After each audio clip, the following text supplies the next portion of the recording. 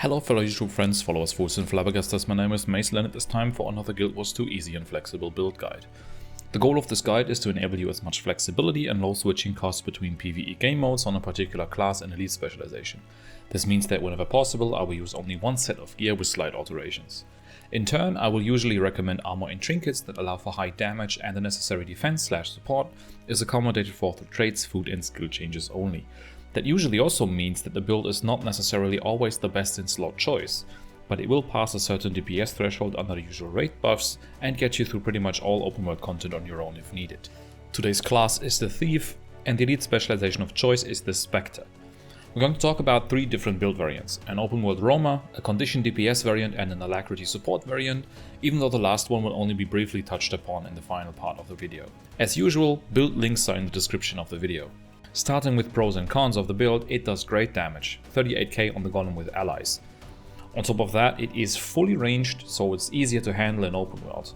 It also has good support capabilities by supplying boons, barrier and healing even on the DPS variant of the build. As a downside, one can say that it relies on allies more than other builds do because the damage is much lower alone. The build is also pretty squishy, even though Shadow Shroud and kiting help for that. And finally, Shroud depletion can be somewhat of a problem in group content because high incoming damage will disrupt the rotation. As usual, we'll go through the general playstyle of the build first and then dive into the skills in detail. Specter is a very unique elite specialization in that it allows you to actually target allies, which is something that Guild Wars 2 didn't have before. We won't be doing any of that in this guide though, since we want to deal damage and provide some support while doing so and not heal.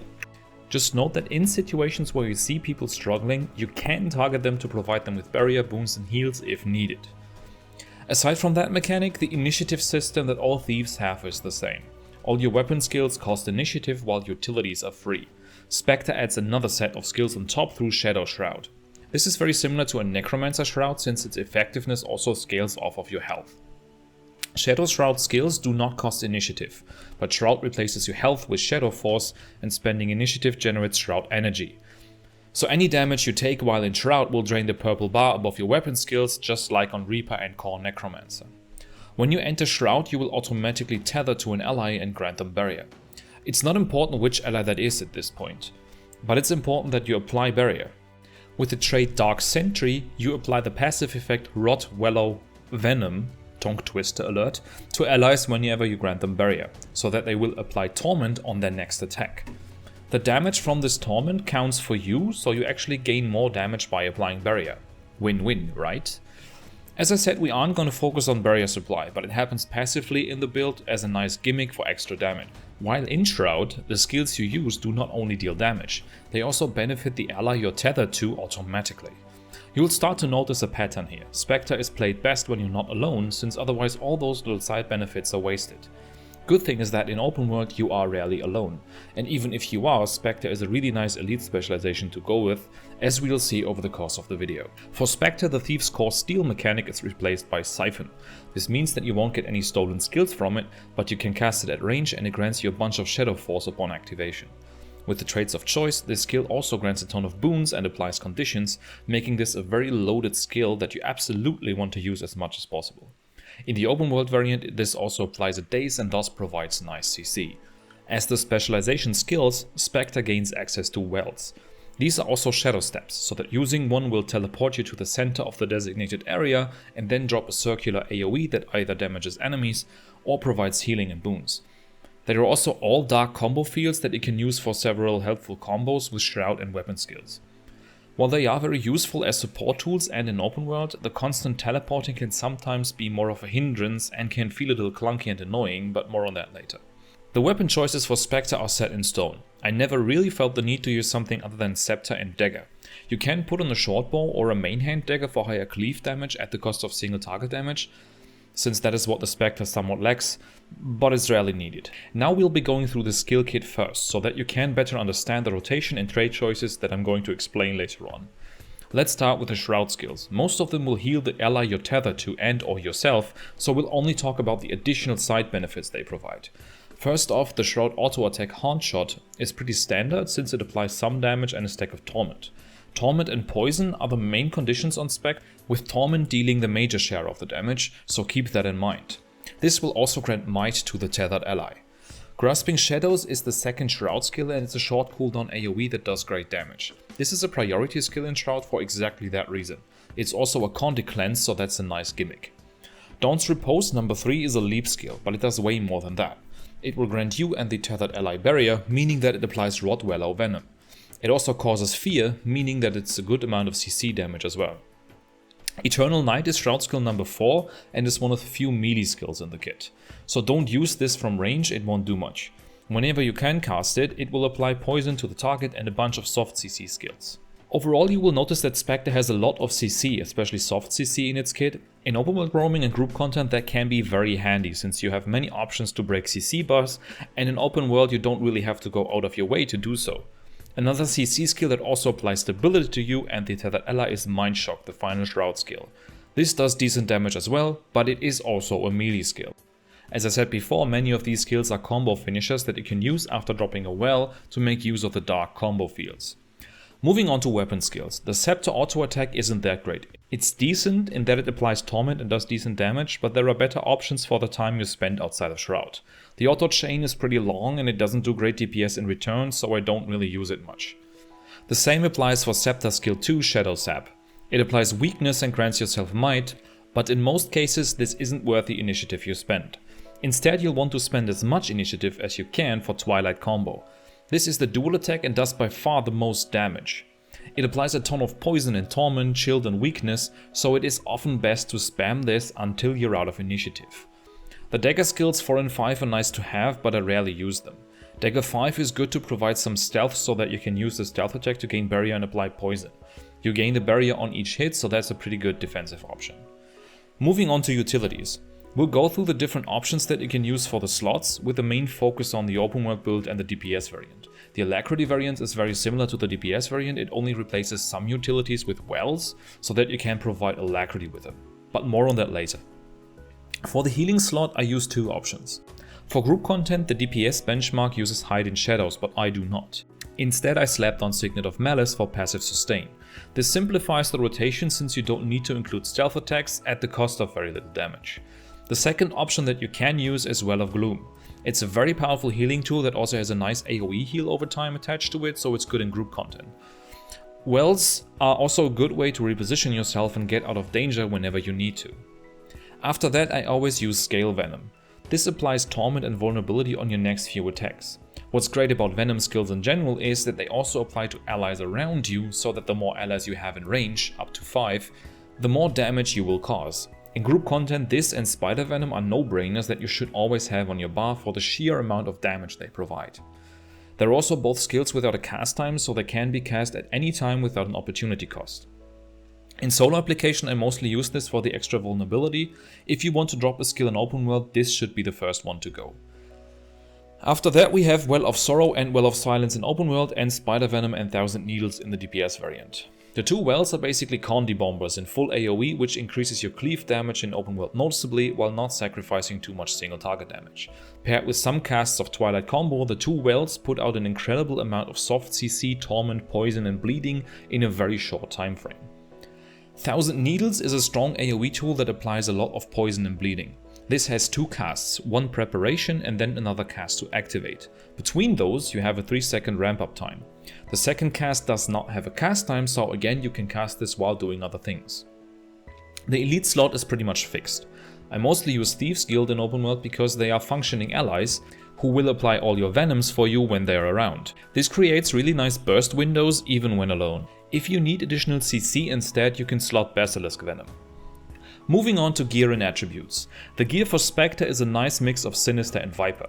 You want to reach 100% condition duration on Torment and Poison, since they are by far the largest contributors to your damage. The easiest way to do that is to use Tormenting Runes Kimchi Tofu Stew Food from Liu Kaining and the Grandmaster trait Potent Poison in Deadly Arts. Use Viper and Sinister pieces so that you acquire 100% on both of them. You can go for full Viper gear if you only have that lying around. Just make sure to run Renegade runes so you get to around 67% overall Condi duration, and then run 15% Torment duration food and a Sigil of Demons to compensate for the lower Torment duration. Between open world and the Condi DPS variant, the gear does not change at all. It only changes for the Alacrity variant, but again more on that later. For sigils, I always run a Torment sigil and a Doom sigil. Note that going into an Elf Shroud also counts as a weapon swap, so the Doom sigil will trigger off of that enough. If you want a more defensive option, using Celestial with Traveler runes is also a pretty good idea. You'll supply yourself with a full uptime on a lot of important boons through Siphon with a higher boon duration. The remarks on the Viper example above also apply in this case. Alright, now traits, specializations and consumables. The nice thing about Condition Specter is that even though we talk about several different build types, they all use the same specializations and mostly the same traits. As usual, I won't talk through all traits in detail, but focus on the main traits that affect the playstyle of the different build variants. The 3 specializations are always Deadly Arts, Trickery and of course Specter. Deadly Arts, in the way we use it, greatly enhances the condition damage you deal, with the main focus on poison. It applies poison when you steal, when you use a dual attack, when you immobilize an enemy, makes you deal increased strike damage for every condition on the enemy, and increases both poison damage and duration by 33%. Potent Poison also increases the poison stacks applied by the other traits in this specialization by 1, so even more damage. This trait line doesn't change at all. Always use it in this exact way, don't change the traits. After that we got Trickery. This is my favorite specialization on Thief in general, due to how versatile it is. It is part of the reason why Specter supplies useful boons, but also strongly amplifies all damage you deal. Trickery with the traits of choice makes Siphon grant 2 initiative, grants allies a ton of boons, increases expertise and maximum initiative, temporarily increases all damage dealt for each point of initiative spent, and makes you gain initiative on swapping weapons. Here we have a slight difference between open world and group content. In open world I run the Grandmaster trait Sleight of Hand. This reduces the recharge on Siphon and makes it daze the target. I like this for open world because when swapping targets often, or when CC is required, you will get more out of this. You use Siphon off cooldown anyway due to how loaded it is, so further amplifying this is a good idea. For group content, Quick Pockets is better because it allows you to maintain more stacks of lead attacks, so more damage. Lead attacks is the reason why the rotation drives you constantly to spend initiative as soon as possible, but more on that in the next section when we talk about the rotation. Finally, we have Specter. The traits of choice increase expertise, damage dealt with Torment, apply Rotwell or Venom whenever you grant Barrier, makes you apply Barrier when stealthing allies, and makes you receive less damage from foes based on the number of conditions they have. Here we also have one slight change between Open World and the DPS variant. In Open World I use Second Opinion because Consume Shadows, the alternative, drains all your Shadow Force when you leave Shroud. In return it heals and applies Barrier to allies. Having more healing power is nice in open world, and losing Shadow Force regularly is pretty annoying there, so I can only recommend using that instead. Consume Shadows though is very good in group content. The healing is always welcome, and if you overheal you apply Barrier to allies. And every time remember that you apply Barrier, you also make people apply Torment. Again, win-win. In terms of consumables, it's Toxic Focusing Crystal and the Kimchi Tofu Stew for both variants. No need to change any of them. Now, before we dive into the rotation, let's briefly talk about the Alacrity variant. To provide Alacrity, you will need some boon duration and swap to Traversing Dusk in the Specter traits. This makes all wells apply Alacrity in their radius when they're dropped. I typically aim for around 40 to 45% boon duration so that I can safely provide it with 3 wells, which then in turn give close to 6 seconds each. Since the cooldown of Well of Gloom, Sorrow, Bounty and Tears are 15 seconds each with Alacrity, 3 wells out of those 4 are enough. You can also add in Shadow Fall on top to provide another 10% uptime if you want to be even safer, or simply go for more boon duration. The best way to go about this without requiring another complete set of gear is to replace some Viper pieces, ideally stat-loaded ones like weapons, amulets and chest pieces, with Ritualist gear, and then use consumables that further increase concentration. I typically go with the Toxic Maintenance Oil and any food that increases concentration and expertise. You might overcap on Torment duration this way if you want to also cap poison duration, but that's not a big deal since your main goal is to supply Alacrity anyway. I always use Well of Gloom and Well of Sorrow. Whether I use Well of Bounty or Well of Tears depends on the group. If boon support is lacking overall, go with Bounty. If it is not, use Tears. The rotation isn't influenced much by this, but you need to prioritize wells to maintain Alacrity, so you might have to delay going into Shroud every once in a while when you see that there's a well coming off cooldown. And that brings me to the rotation. The principle of the rotation is fairly simple. For the opener, you can precast Thousand Needles and Venoms, but it's not always realistic, so you don't have to. As the first step, spam Twilight Combo until you run out of initiative. Then go into Shroud until you hit like 10 or 11 initiative and use Shroud 2 and 4 on cooldown. Next up, exit Shroud and repeat from step 1 while using the 3 utilities off cooldown. The reason for the Twilight combo spam is that you want to use initiative fast and efficiently to generate and maintain lead attacks, ideally around 12 stacks of it. Since Twilight combo does by far the most damage out of the weapon skills, it's best to just spam it and only use autos in between when you run out of initiative and Shroud is still on cooldown. Siphon should also be used on cooldown with a high priority, but not when you are on equal to or more than 10 initiative to not waste the bonus 2 points you get from it. If that could happen, use another Twilight combo first and then Siphon. Try to stay in Shroud for around 5 seconds at least, to get all stacks of Consume Shadows to increase the likelihood for others to gain a barrier and thus Rottweiler or Venom. In Shroud, I didn't find Shroud 5 to be very useful for damage, so I skipped it. Just use Shroud 2 and 4 and the autos and you'll be fine. Shroud auto attacks do more damage than the Scepter autos, so you can try to maximize Shroud uptime. But I usually found that doing so costs you stacks of lead attacks and or leaves your utilities off cooldown, making it subpar. It may happen that you want to go into Shroud right in the preparation time window of 1000 Needles. That's not a problem, because as long as the preparation cast was done before, the cooldown will tick down in the background. You can then just activate 1000 Needles after you leave Shroud without losing much. I found this to be better than delaying Shroud because Shroud skills do more damage compared to doing auto attacks on Scepter, as I said, after burning all your initiative. This rotation is simpler than the benchmark since it doesn't use additional weapon swaps, stealth attacks and fully optimized Shroud usage, but still gets you fairly close to it, within 6 to 7% of damage. I didn't test it with allies, but looking at the benchmark it should add around 6k to the pass from the Venoms. Specter is a really engaging specialization with a large toolkit and strong damage. It supplies lots of things that groups want, so having one is pretty much always a good idea and you can't go wrong with it. Alright, that's it for today. I hope that this video was insightful for you and made you want to try Condition Specter. Feel free to like and subscribe for the YouTube algorithm. See you next time and happy shadow stepping.